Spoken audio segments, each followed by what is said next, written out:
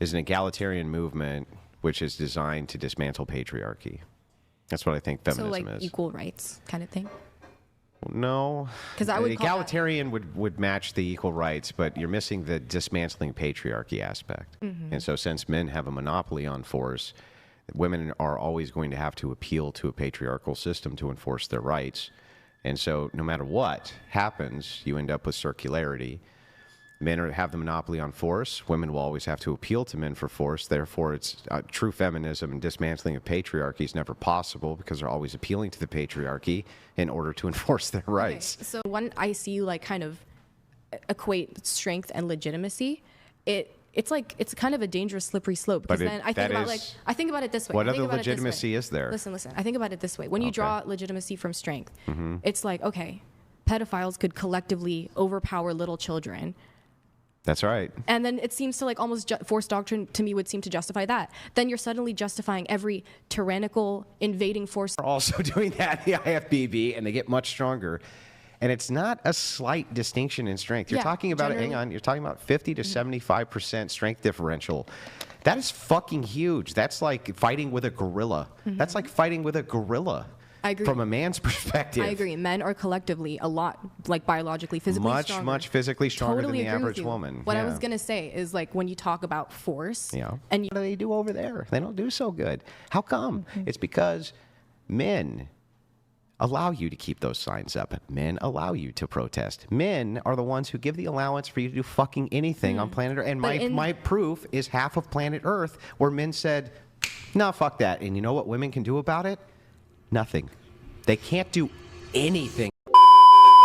All right, so we got Andrew Wilson sitting down with what looks like your typical college feminist who thinks she's got it all figured out. And man, watch what happens here. She starts off saying she's infected with the woke virus, like it's some kind of cute, self-aware joke.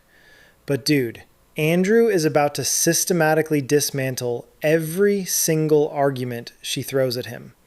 We're talking force doctrine. We're talking feminism as a movement.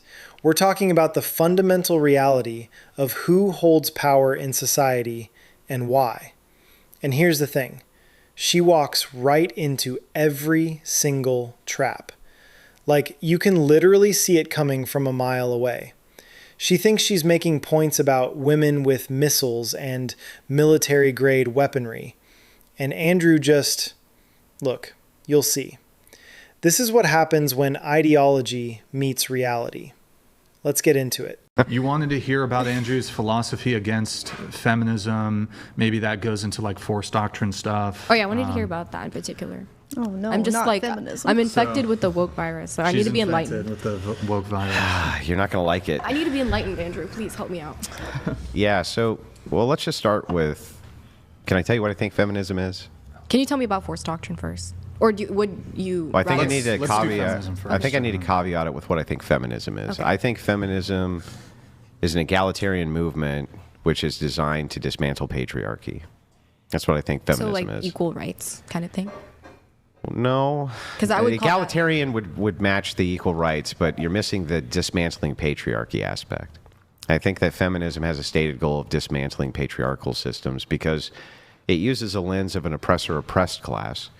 And if you're an oppressed class, who are you oppressed by? Well, in the case of all women being oppressed, who else could they be oppressed by except men? And men are the patriarchy. I mean, when I think about like feminism and look at today's world, I don't think men are oppressing women and that the system we live in, especially like legally, is patriarchal. I think there's people with patriarchal ideals. Then why do we need feminism for?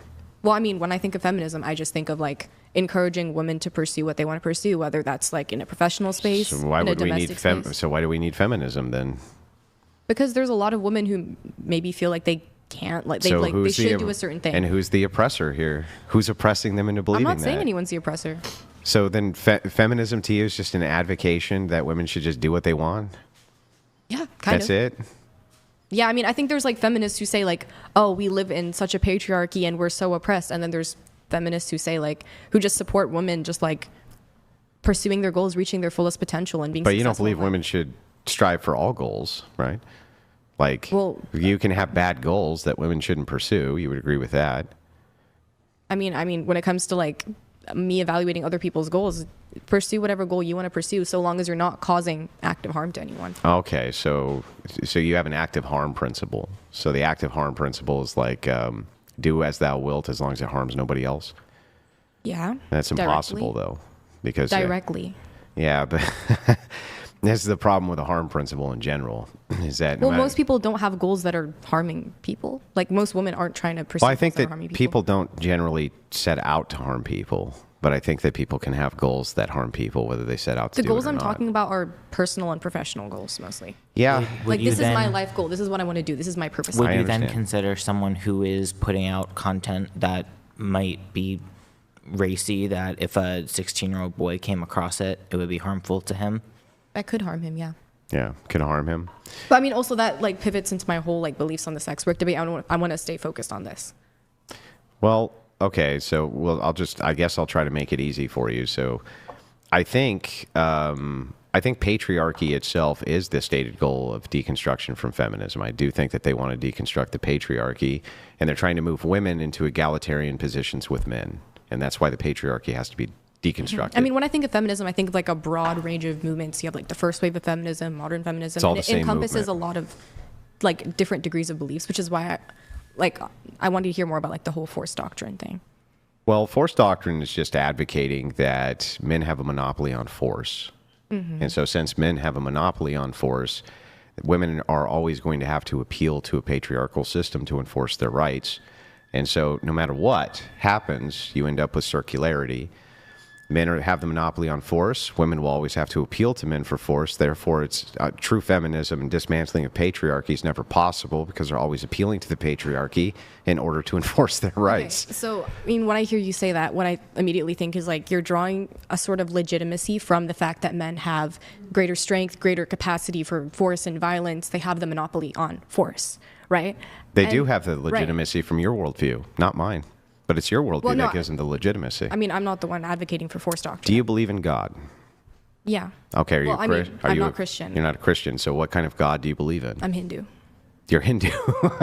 Like practicing Hindu? Yes. Why is that so funny? Well, okay, that's fine. I'm just curious, like, why you burst out. So, well, because Hinduism and harm reductionism isn't exactly synonymous, which means that you have a distinction principle here. I don't like draw my political views based on my religion completely.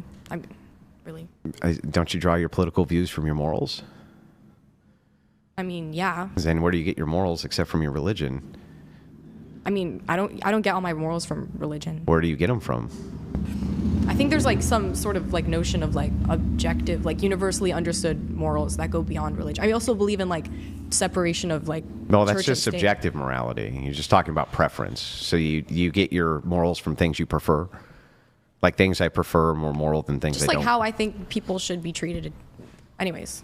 Well, that's important. And the reason that that's important, that we're figuring out where you draw your morality from. I would also say I'm not like super devout to where religion's like heavily. I understand. So then we got preference. But if it just comes down to preference, then every man's preference is equal to your preference. Everybody's preference is. So why is it not legitimate for men to collectivize and utilize force for the purposes of upping their station in society? And that's what I was going to touch on. Because when you say like, okay, men have a monopoly on force, women need to appeal to men to gain their rights, it's circular. Mm-hmm. You're like drawing legitimacy for men from their monopoly on force. And when I see you like kind of equate strength and legitimacy, it's kind of a dangerous slippery slope, because then I think about it this way. What other legitimacy is there? Listen. I think about it this way. When you draw legitimacy from strength, it's like, okay, pedophiles could collectively overpower little children. That's right. And then it seems to like almost force doctrine to me would seem to justify that. Then you're suddenly justifying every tyrannical invading force throughout history, including Russia invading Ukraine, World War II, Nazism.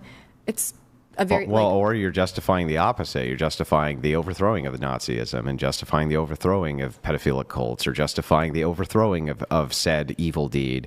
Force doctrine would do both. But that doesn't really negate the fact that what you're doing is you're just always appealing to men again for your rights.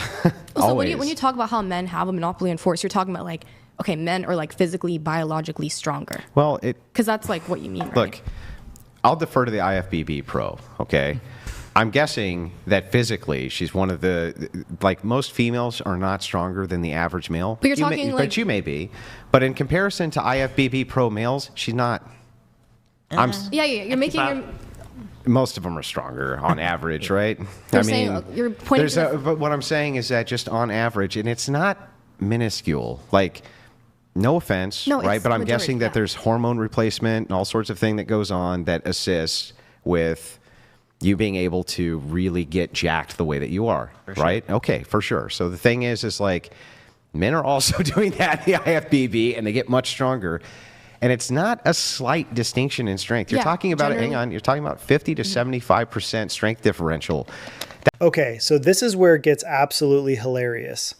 She just tried to argue that a 5'2" woman with access to military-grade weaponry could overpower a 6-foot man with a handgun.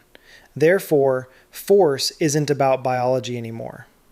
Like, dude, do you understand how desperate that argument is?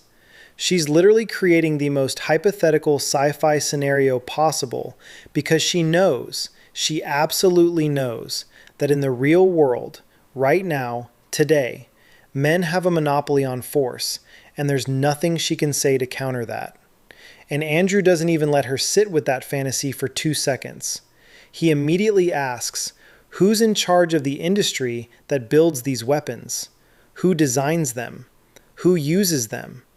Because that's the entire point.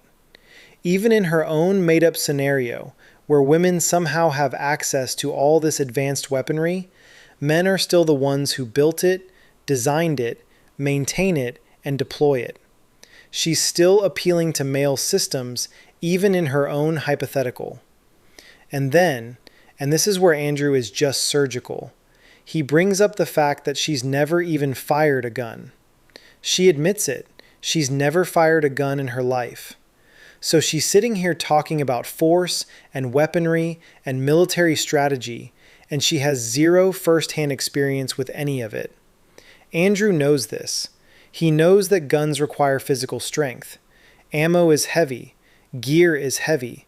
Body armor is heavy. You need endurance. You need upper body strength. And we know from hundreds of years of military data across every nation on Earth that women have to have the standards lowered for them just to keep up. Like, this isn't controversial. This isn't some right-wing conspiracy theory. This is documented reality. The US military, the Israeli military, every military that has ever tried to integrate women into combat roles has had to lower physical standards. And that tells you everything you need to know. Men are biologically designed to be the apex predator of the planet. That's not an insult to women. That's just observable fact. And here's what's wild to me. She keeps trying to pivot to this idea that force can be remote and mechanical and not purely biological. But she's missing the entire philosophical point Andrew is making. Force doctrine isn't just about who can pull a trigger. It's about who has the capacity to enforce their will through violence if necessary. And that capacity, across all of human history, has belonged to men. Women have never, not once in recorded history, collectivized and used force to take anything from men. Andrew challenges her to name one example. She can't, because there isn't one. Let me know in the comments if you can think of a single historical instance where women used force to overthrow a male power structure. I'm genuinely curious if anyone can find one. Huge. That's like fighting with a gorilla. That's like fighting with a gorilla. I agree. From a man's perspective. I agree. Men are collectively a lot, like, biologically, physically stronger. Much physically stronger totally than the agree average with you. woman. What I was going to say is, like, when you talk about force Yeah. and you think about today, okay, let's say you have a 5'2" woman who has access to military-grade weaponry and a missile program, and then you have a 180-pound, 6-foot, whatever man, super strong, who just has, like, a handgun. Force today, it can be, like, remote and can be mechanical and is not purely biological. She could physically, using force, overpower him. And who's in charge? Who's in charge of all of this industry and builds all of these weapons and uses all of these, and uses all of these weapons and designs all these weapons. I mean, women are equally capable of being weapons engineers. I think it's more of an intellectual accomplishment. How come they're not then? Because, I mean, throughout history, women had not been encouraged to enter those kinds of spaces. But like, if you put a woman into that field today and a man into that field, I think they could both be perfectly successful at it. Let me just ask you a question. Have you ever fired a gun? No. No. Never, right? I've never fired a gun, no. No. Are you aware that they actually require a decent amount of physical strength to handle properly? Sure. Yeah. I've heard about that. Yeah. But, I mean, okay. And the bigger the gun, the more physical strength is required. And the other problem is that you have to carry lots of ammo. And that requires a lot of physical strength. And you have to carry a bunch of gear to feed yourself. And then you have to carry bulletproof vests that you're wearing so that when you get shot, right, you don't die. But I think if you gave me a gun... And et cetera, et cetera, et cetera. And the problem is, we know this from hundreds of years of military collected data, not just here, but in every nation on planet Earth, that women consistently have to have the standards lowered for them on average so that they can, in any way, shape, or form, keep up with men in those roles. What that tells us collectively is this: they're not as good in them. Men have a huge advantage in all aspects, even including weapons, including drone piloting. They have advantages in just being able to build things quicker. Almost everything about them is designed as the super predator of the earth. Not predatory in the way that they victimize, but predatory in the way that they can quickly kill almost anything they want to with very little resistance from anything that exists. Because of that, I'm sorry, but you're never going to be able to equalize force between a sex that's 50% on average weaker than them, no matter what technological advances you think you're going to make. But it is the case that in that scenario, a woman could physically, using that kind of force, overpower the man. It is hypothetically... If you're talking about the highest grade of military... It could be hypothetically, like, I'm willing to grant that you could have a logical possibility where women have like a fucking... I don't know, dystopian technological future where they invent all of the technology and enforce all of their right through machinery. Okay, I'm willing to grant that. But the thing is like, that's not going to happen. And it's not the case now, and it's not going to be the case in our lifetime or the lifetime of your mom or your mom's mom or even your mom's mom. So right now, at least, the case is that you have to appeal to men for force. And so feminism as a dismantling of patriarchy is not possible because you're appealing to the very thing you're trying to dismantle always to dismantle it. But it's also interesting because when I think about political movements throughout history in this country that have been super effective, they've done so through social organization, protests, political pressure, cultural influence, things that have nothing to do with... This is the knockout blow right here. Andrew just gave her the entire Middle East and Asia as a counterexample to her cute little theory that political movements succeed through social organization and protests and cultural influence. And she has no response. Like, what is she supposed to say? He literally just pointed out that in Afghanistan, women hold up signs saying they don't want to wear burqas in 100-degree heat and they get their heads cut off. That's what happens when men say no. And that's the brutal truth she doesn't want to acknowledge. All of these feminist victories in the West, voting rights, workplace equality, legal protections, every single one of them happened because men allowed it. Not because women fought for it and won through force, because men, collectively, decided it was permissible. And Andrew breaks this down so clearly. Women got the right to vote not because of protests, but because industrialists needed cheaper labor and politicians needed more votes while men were dying in wars. Like, I know people don't want to hear that. I know it sounds harsh, but it's historically accurate. Feminist movements succeed in the West because Western men have been the most benevolent group of men in human history. Full stop. Look at half the planet where men said no, fuck that, and see what women were able to do about it. The answer is nothing. They can't do anything about it. And this is where Andrew's force doctrine argument becomes undeniable. He's saying, if men in the West decided tomorrow to collectivize and strip women of their rights, there is not a single thing women could do to stop it. Not through force, not through violence. They would have to appeal to the benevolence of men who disagree with that plan. That's it. That's the only option. Because men have the monopoly on force. And here's the part that really gets me. Andrew points out that despite this reality, despite the fact that men could do this if they wanted to, feminist ideology spends all its time demonizing men, calling them oppressors, calling them the patriarchy, saying they need to be dismantled. Like, dude, you are entirely dependent on the goodwill of the group you're constantly attacking.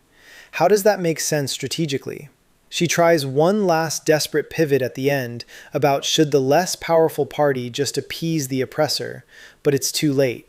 Andrew already won this like 8 minutes ago. She's arguing from a position of pure ideology with zero grounding in reality. And you can tell she knows it. She keeps stumbling, keeps trying to find a foothold, and there isn't one. This is what happens when you take feminist theory out of the classroom and put it up against someone who actually understands history, biology, political philosophy, and reality. It crumbles instantly. Appealing to the government, the people in power. And in those cases, and what does the government use? The government has access to force, but these movements have still been successful. Because men have allowed them to be. But in places where men don't allow them to be, they're not. Can I give you the entirety of the Middle East and Asia? What happens to your little political movements there? Well, I'm talking about what happened in this happens country. to your little political movements in Afghanistan? Right. Do your little political movements with the holding of the little sign saying, I don't want to wear this really hot fucking burqa in the 100-degree sun, and they come out and cut their fucking head off? How do they do over there? They don't do so good. How come? Mm-hmm. It's because men allow you to keep those signs up. Men allow you to protest. Men are the ones who give the allowance for you to do fucking anything on planet Earth. And my proof is half of planet Earth where men said, no, fuck that. And you know what women can do about it? Nothing. They can't do anything about it. But in the democratic country we live in, those are valid all relying tools on that men. All relying on men allowing you to have a democracy. Right. I think you're thinking that women were able to get rights to vote just because of their protest, but no, it's actually because they needed votes since so many men were at war or dying in war. Like, women weren't allowed to vote until that point. I'm also just curious where they needed votes. At that point, wait, hold on, let her finish. Go ahead. Sorry. Yeah, women just weren't allowed to like be educated or vote until like the men decided we need women to enter the economy. We need women to enter the voting pool so we can win more because men are dying in these wars. Actually, there's a lot of truth to that with what industrialization did and industrialists did with wanting to get women to have cheaper labor enter into the workforce. But ultimately, the interesting part here is that all of this just proves force doctrine. The truth is that if men collectivize for rights, they can get them because we can kill other men. We have a monopoly on force. We can kill men. We can take our rights. Let me give you the Revolutionary War as an example of this. We don't like our conditions, we'll fucking kill you and make new conditions. That's what men are capable of doing. In the historic record, when I looked, I never found, not one time, a single instance of women being able to collectivize and use force to take anything from men. Ever. I've never once found it, and I looked hard. I wanted to see if there was even one example. There's not one. Can you think of a single time ever in history, the history that you know about, where women have collectivized and used force to take anything from men? Not force. And so if that's the case and men have a monopoly on force, you're always going to have to appeal to them to not use it on you. Because here's the dirty truth, and it's brutal, and I'm sorry, but I'm not going to lie to you. Because I have the standard of half the world to look at, I know that if men collectivize in the West and decide to put women in little cages, there's not a shit they can do about it. So they really have to appeal to the benevolence of men, and all they do is demonize them, and that's fucking crazy to me. So I mean, again, like when I mentioned earlier how that kind of justifies like any tyrannical invading force, do you think there's not a justification? It's a descriptive. The less powerful party in that situation should just appease to the oppressor or the invading force? All right, so let's just be clear about what we just watched. Andrew Wilson absolutely demolished this girl. Like, it wasn't even close. She came in thinking she could defend modern feminism with some hand-waving about personal goals and women can do whatever they want rhetoric.